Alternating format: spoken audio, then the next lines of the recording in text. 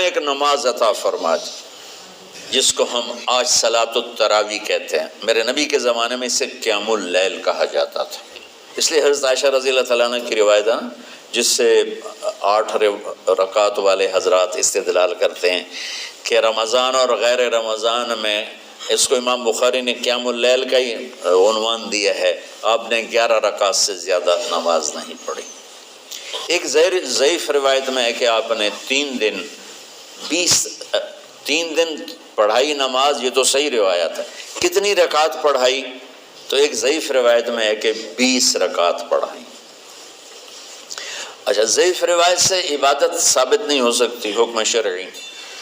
تو جب حضرت عمر رضی اللہ تعالیٰ عنہ نے سب کو، اب میرے نبی کے دور میں 3 دن کے بعد آپ تو آئے نہیں کہ کہیں فرض نہ ہو جائے، تو صحابہ اپنے طور پر قرآن سنتے تھے ٹولیوں میں.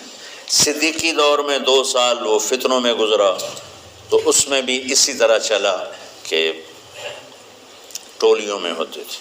حضرت عمر رضی اللہ عنہ کے زمانے میں حکومت مضبوط ہو گئی، طاقتور ہو گئے، تو ابتدائی سالوں میں نہیں، چند سالوں کے بعد اب مسجد میں تشریف لائے تو لوگ اس طرح کوئی 4 ادھر 4 ادھر 5 ادھر 10 ادھر 20 ادھر، تو کہنے لگے ان کو ایک امام پہ جمع کر دیا جائے تو کتنا اچھا ہوگا.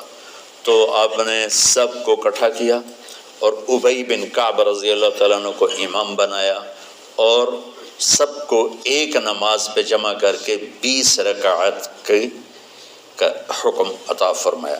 تو حضرت عمر کا یہ عمل اس حدیث کو مضبوط کر دیتا ہے کہ چونکہ میرے نبی نے کہا علیکم بسنتی و سنت الخلفاء الراشدین من بعدی، کہ میری اور میرے خلفاء راشدین کی سنت پر مضبوطی سے عمل کرنا. تو حضرت عمر کا جو 20 رکعت طے کرنا ہے، اگر ان کا اپنا اجتہاد ہے تو بھی ہمارے لیے عمل کے لیے کافی ہے، اور اگر ان کو یہ یاد ہے کہ میرے نبی نے 20 پڑھی تھیں تو اور زیادہ اچھی بات ہے.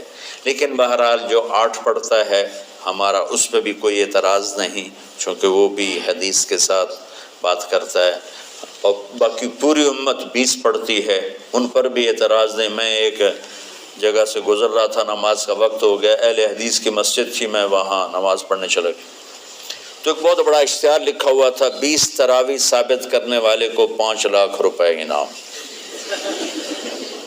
کہ 20 تراویح، سینکڑوں سال سے امت کا عمل 20 تراویح آ رہا ہے. تراویح کا نام جو پڑھا مجھے یوں لگتا ہے کہ اہل مکہ، یعنی اہل مکہ جو تھے نا، وہ 4 تراویح پڑھ کے ایک طواف کرتے تھے، تو وہ آرام کے لیے ہوتا، ترویحہ آرام، تھوڑی دیر کا آرام.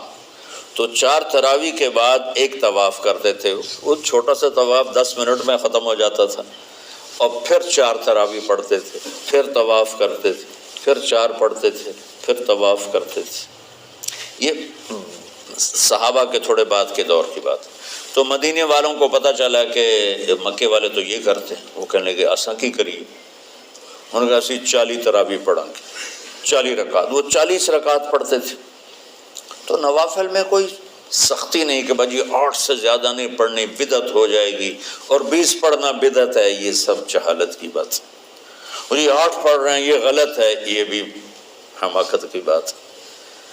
جو صحیح حدیث سے دلیل پکڑ کے کوئی عمل کرتا ہو تو بھائیو اس سے بحث نہ کیا کرو، مناظرہ نہ کیا کرو. یہ بہت نادانی والی بات. اور امت کا خلق لاکھوں کروڑوں انسانوں کا ایک عمل پہ جمع ہونا، یہ بذات خود اس کی طاقت کی ایک دلیل.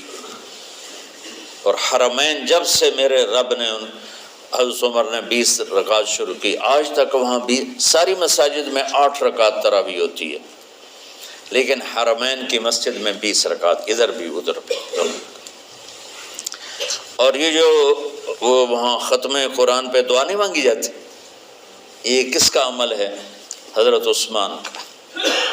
حضرت عثمان نے اپنے دور خلافت میں تراویح پڑھانے والے سے کہا جب قرآن ختم کرو تو دعا کرنا. وہ کہنے لگے جی کیا دعا کروں؟ کہ جو تیرے دل میں آئے کرنا.